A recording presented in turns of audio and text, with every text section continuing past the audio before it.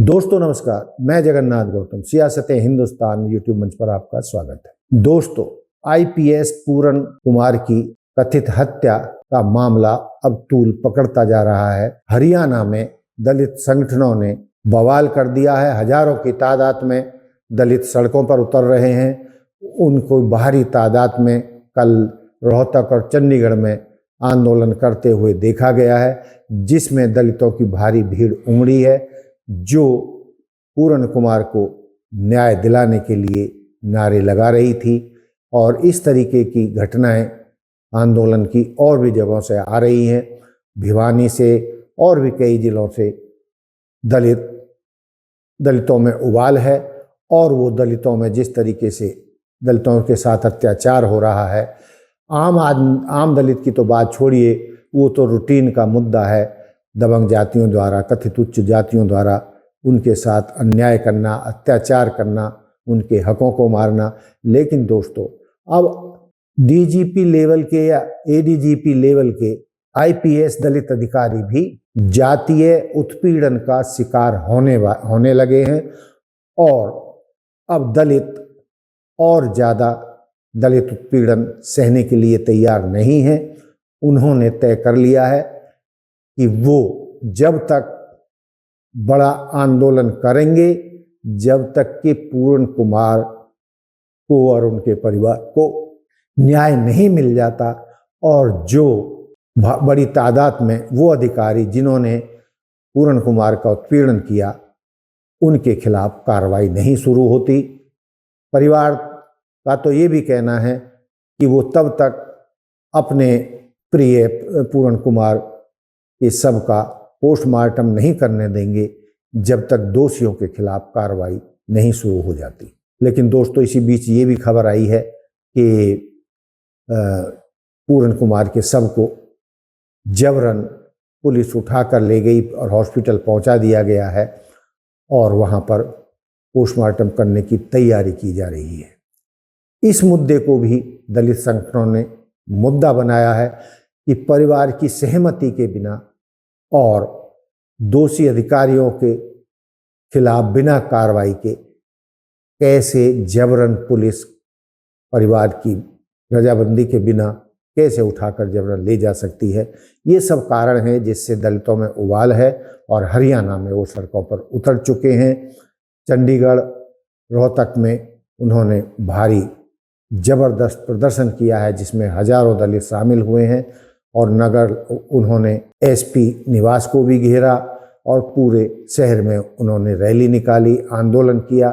और इस मुद्दे पर न केवल हरियाणा के दलित, बल्कि उत्तर प्रदेश, राजस्थान, मध्य प्रदेश और साउथ के दलित भी हरियाणा पहुंच रहे हैं।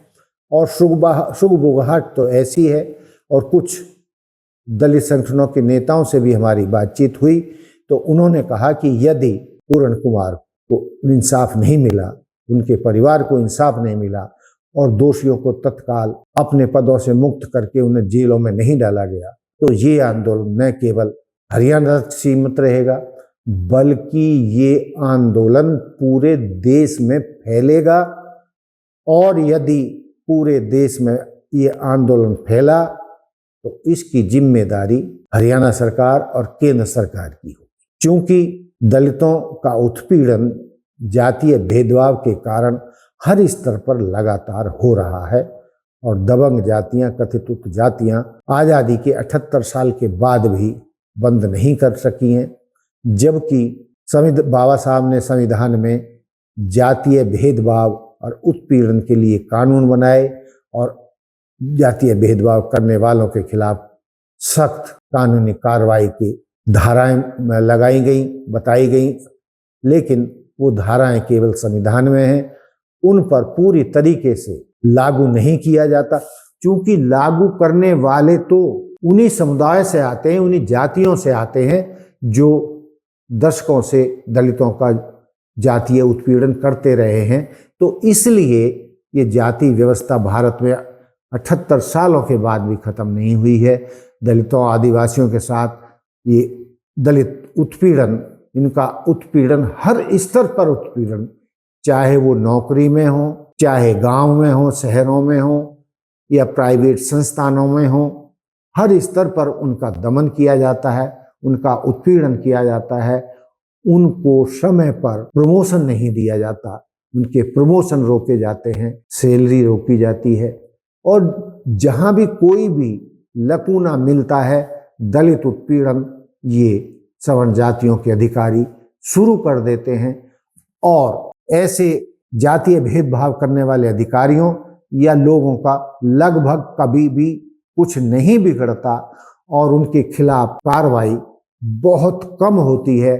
उनके खिलाफ अदालतों में मामले या तो जाते ही नहीं है, और जाते हैं तो दलितों के हक में फैसला नहीं होता, क्योंकि दबंग जातियां साम दाम दंड भेद के चलते मुकदमों को कमजोर कर देती हैं, जैसा कि इस मामले में भी हो रहा है पूर्ण कुमार के। कि एक आईपीएस होते हुए जो बहुत दबंग था, ईमानदार अधिकारी था, उसके चर्चे थे, लेकिन उसकी ईमानदारी, उसका दबंगपना और न्यायपूर्ण तरीके से चलना उसे भारी पड़ गया और बेईमान अधिकारियों ने, जातीय भेदभाव रखने वालों ने उसकी जान ले ली। तो दोस्तों, मेरा ये मानना है कि यदि समय रहते राज्य और केंद्र सरकार ने इस मुद्दे को बुद्धिमत्ता से हल नहीं किया तो ये मामला राष्ट्रीय स्तर पर फैल सकता है। और जब ये आंदोलन राष्ट्रीय स्तर पर फैलेगा तो बवंडर मचेगा, हजारों की भीड़ आएगी, और कहीं भी किसी की छोटी सी भी गलती से यदि आंदोलन हिंसक हो गया तो पुलिस शक्ति बरतेगी, और शक्ति बरतेगी तो लाठीचार्ज करेगी। लाठीचार्ज के बाद वो दलितों पर गोली भी चला सकते हैं, क्योंकि दलितों का तो कोई सम्मान है ही नहीं देश में। और इसमें हो सकता है कि यदि आंदोलन बड़ी तादाद में राष्ट्रीय स्तर पर हुए तो वो हिंसक भी हो सकते हैं, और उनमें और कई दलितों की भी जान जा सकती है।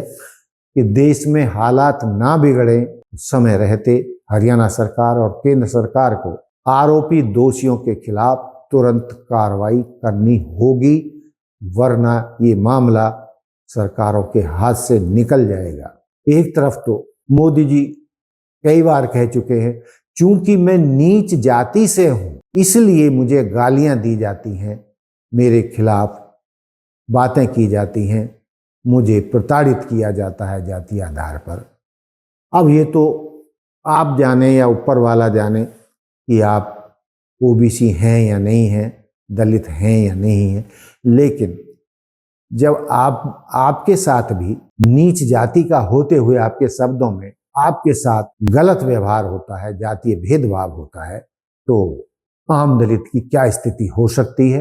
एक आईपीएस अधिकारी के साथ जो हो रहा है, उसका जो उत्पीड़न हुआ है, मोदी जी उसके सामने हैं। तो यदि दलित उत्पीड़न रोकने की कोई व्यवस्था आप देश में कर जाते हैं तो ये आपके लिए सबसे बड़ा कदम होगा, वरना ये आपका ओबीसी रटना या मैं नीच जाति का हूं, ये सब बोलना फर्जी कहलाएगा। और दलित संगठनों की आवाज को सुनिए, ये मामला सड़कों पर आ चुका है।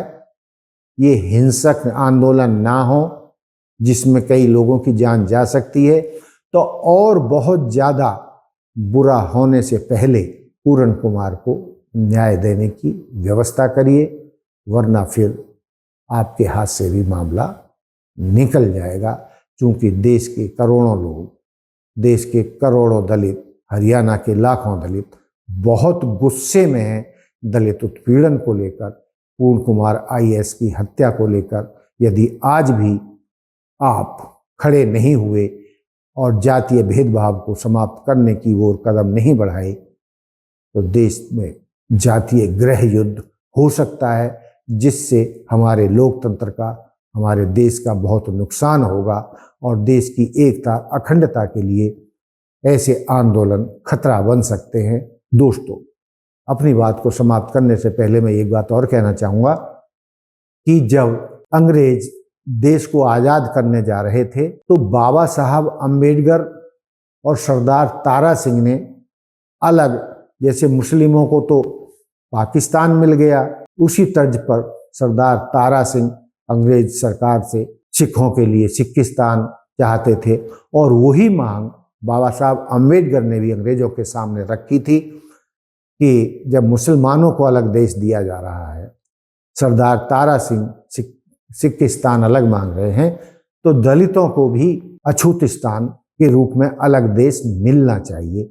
लेकिन वो तो गांधी जी के आंदोलन के तहत, पूना पैक्ट के तहत बाबा साहब ने गांधी जी की बात मान ली और अलग देश अछूतिस्तान का मुद्दा त्याग दिया। और इन्हीं शर्तों पर त्यागा था कि देश की आज़ादी के बाद दलितों के साथ उनका उत्पीड़न नहीं होगा, जातीय भेदभाव नहीं होगा, सब नागरिकों के साथ समान व्यवहार संविधान के कानून के अनुसार होगा। लेकिन दोस्तों, 78 साल के बाद भी गांधी जी की बात सत्य नहीं हुई, और जो बाबा साहब अम्बेडकर कहकर गए थे उनकी बात सत्य हुई। और बाबा साहब ने ये भी कहा था कि मैं पैदा तो हुआ हूँ इस जातिवादी हिंदू समाज में, लेकिन मैं मरूंगा नहीं इस समाज में, कि ये इस समाज में धर्म और जाति के आधार पर बहुत ही सामाजिक, शैक्षणिक, आर्थिक सभी स्तर पर दलितों के साथ भेदभाव होता है। तो उन्होंने मरने से पहले 1956 में हिंदू लाखों अपने समर्थकों के साथ हिंदू धर्म त्याग कर समानतावादी धर्म, बौद्ध धर्म को अपनाया था। कहीं ये हालात और उग्र ना हो, ये आंदोलन जो बाबा साहब छोड़ कर गए थे ये फिर आगे ना बढ़े, इसकी जिम्मेदारी केंद्र और राज्य सरकारों की है कि दलितों के साथ उत्पीड़न अंतिम रूप से बंद हो जाना चाहिए, वरना देश की एकता, अखंडता के लिए ये खतरा हो सकता है। तो दोस्तों, ये था मेरा मुद्दा। जय हिंद, जय भारत, जय संविधान। नमस्कार।